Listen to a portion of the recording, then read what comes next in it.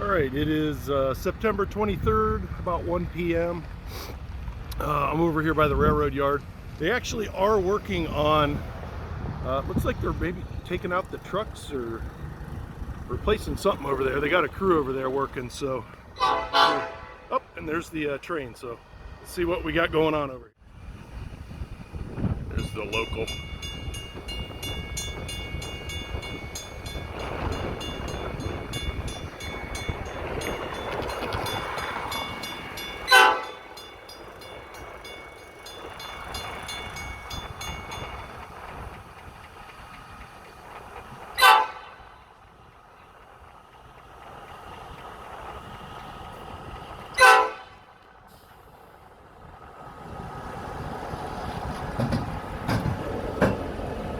Going up to B&O.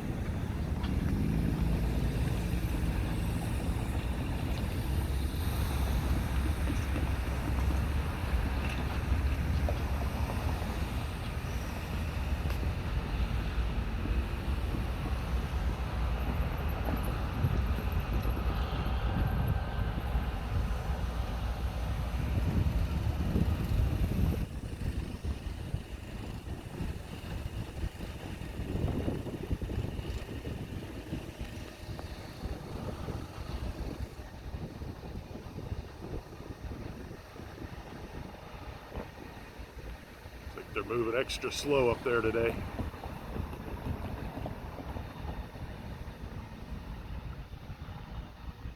I'm gonna go walk up there here in a minute.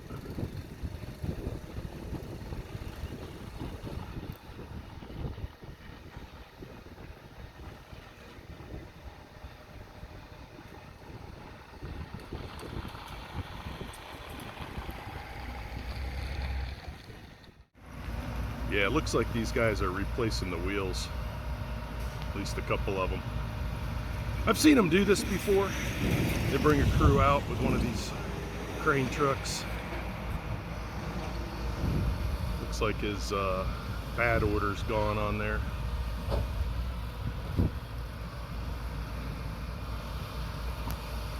Yep, that's kind of what I figured they'd be doing. Pretty cool.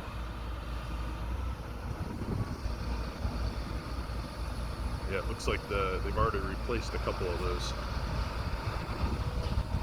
That one looks new. I think that one's new too, the one that had the chip out of it.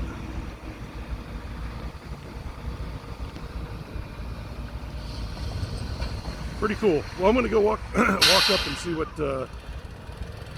it looks like up there where the derailment was the other day. A couple observations about this B&O connector track that, I don't know, I always find this piece of track kind of fascinating, but it's that curve up there is so steep that they got to correct for it right here. There's an S-turn, so it's to allow the locomotives to come around it, it's got to come back this way and then over again. So it's got this S-turn in it.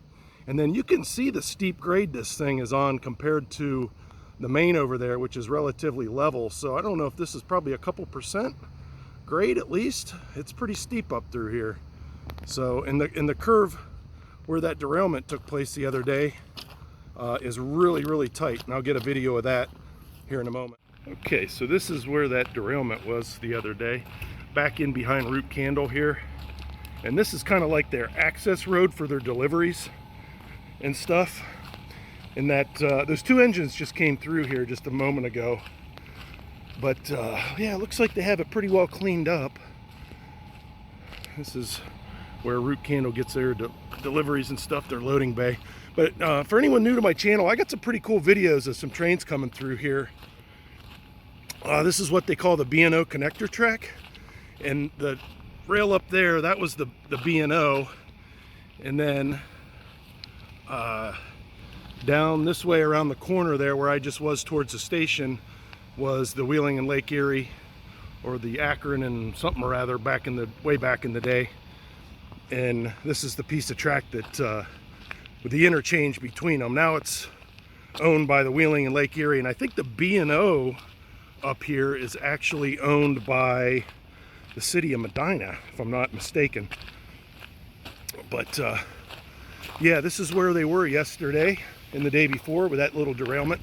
Looks like they have it all filled back in here, but you can see it's a pretty steep grade through here, and this corner is really tight down through here. So I don't know what happened as far as how that derailment occurred, but it looks like you can see some damage to the ties there a little bit where something was dragging.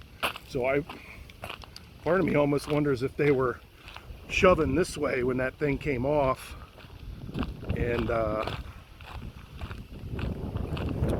yeah, I'm kind of thinking they were coming this way. Looks like there's some more damage to some of these ties, but looks like they got it all cleaned up now. And this is the old freight depot, which is now a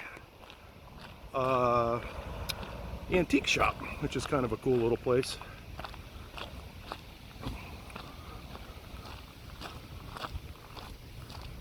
And this is West Liberty Street out there where the cars are crossing, and it looks like the engines are just sitting just north of West Liberty here, so we'll go take a look at them. So this is the former B&O line here, and this is looking north, just north of West Liberty Street here in Medina, and this goes maybe about 3/4 of a mile. There's Kokosing material and Osborne material up this way, and Osborne's not too far around this corner here, or I'm sorry, Kokosing is not too far around the corner here, and then Osborne's up at the very end of the line, and they get a lot of stone traffic in and out of this direction. And then looking back this other way, there's the Root Candle Complex and the depot that I was just over by. And then the connector track obviously goes down to the right there. You can see the steep grade.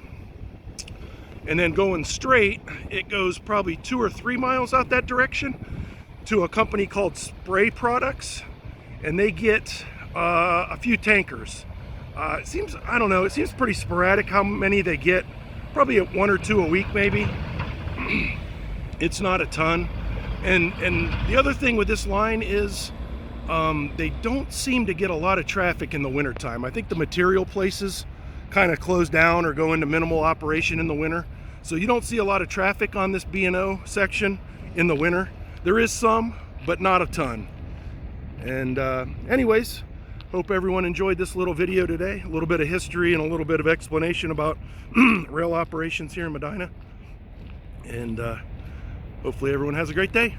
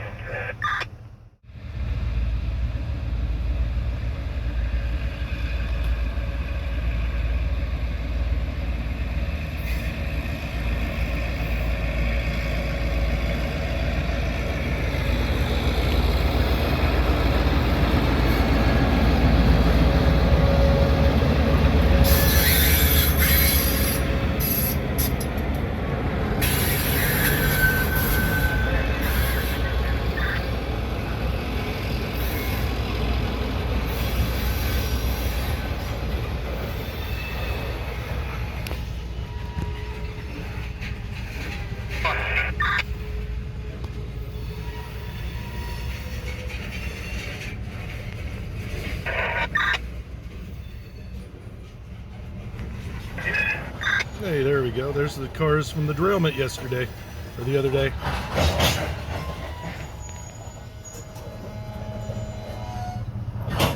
That's pretty cool.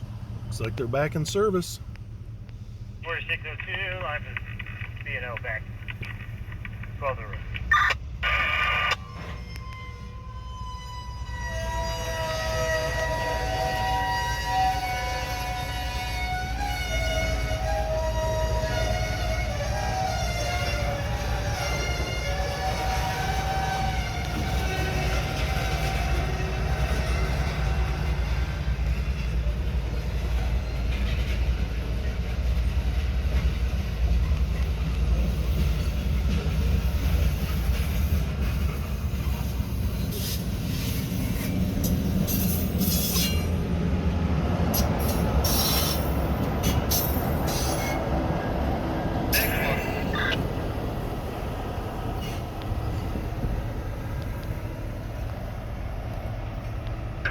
Lights engaged, clear 20.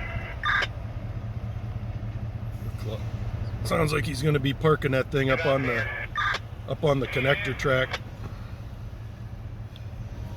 Yeah, maybe we'll go take a look at those cars up there since it'll be right by the road.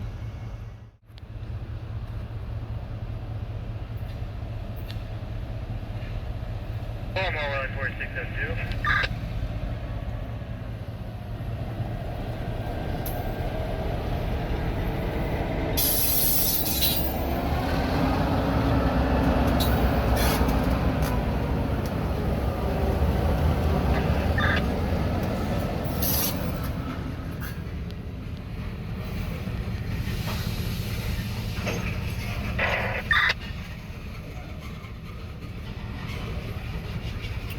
Huh.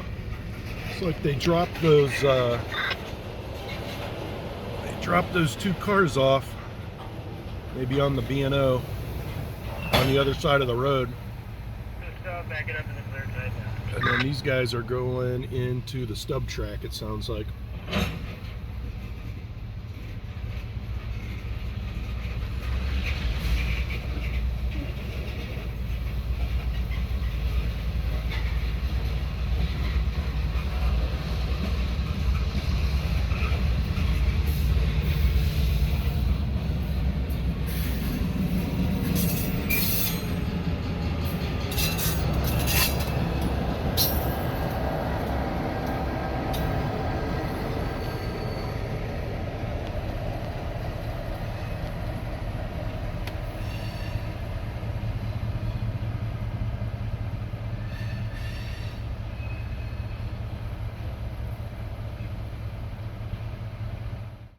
I did exactly what I thought they were doing. They dropped these cars off over here on the B&O, and it looks like that is a brand new wheel that they put on.